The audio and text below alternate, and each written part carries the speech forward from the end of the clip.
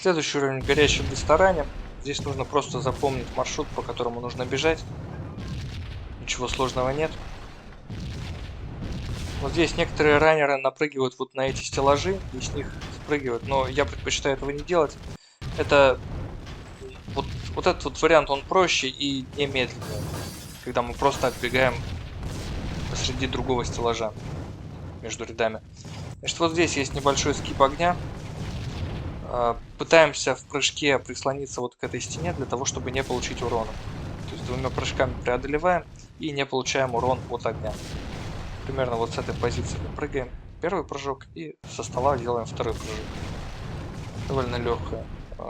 Довольно легкий скип. Здесь можно тоже попрыгать по лестницам для того, чтобы немножко сократить себе дистанцию. Дальше бежим вот сюда. Здесь прыгаем, еще второй прыжок и стараемся эрстрейфом соскользнуть вниз. Все, мы в принципе из горящего лабиринта нашли выход.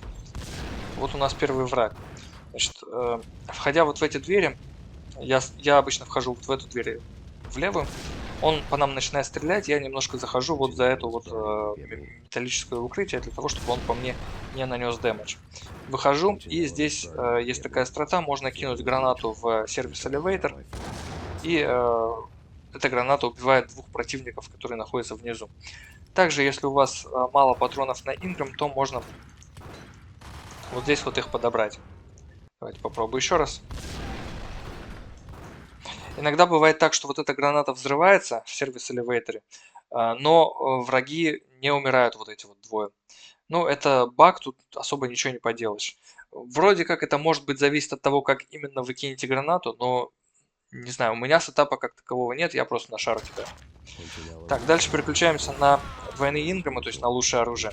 И стараемся также переключиться на Unlim FPS для того, чтобы побыстрее прослайдить вниз по лестнице. Скипаем тоже киллкам. Вот с этого противника упали два инграма, тоже желательно их подобрать, но для этого нужно переключиться с Unlim FPS, опять же на 100 FPS, иначе вы просто мимо пройдете, не сможете их подобрать. Поскольку мы вот этого противника убивали с двойных инграмов, то нужно опять же на какое-то другое оружие переключиться, иначе игра не даст нам залутать, скажет, что у нас и так максимальное количество патронов. Дальше мы подходим вот сюда с двойными инграмами в руках и на 100 FPS падаем вниз. Здесь довольно может быть неприятная перестрелка. То есть стараемся целиться из инграмов по головам. Можно немножко на месте стоять, это чуть попроще. То есть здесь есть тоже несколько вариантов прохождения вот этой перестрелки.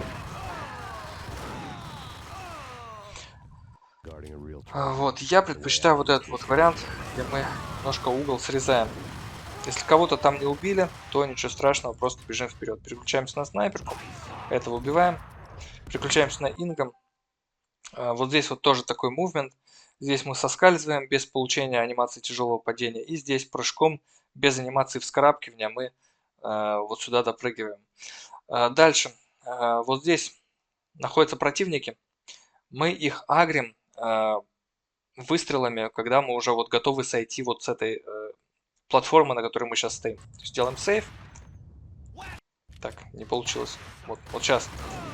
Вот этого врага с инграмом убиваем. Врага, который с шотганом, в принципе, можно не убивать. Здесь тоже стараемся не получить анимацию тяжелого падения. И вот здесь вот последние ступеньки можно преодолеть прыжком. Начало следующего уровня мы держим инграм одинарный в руках.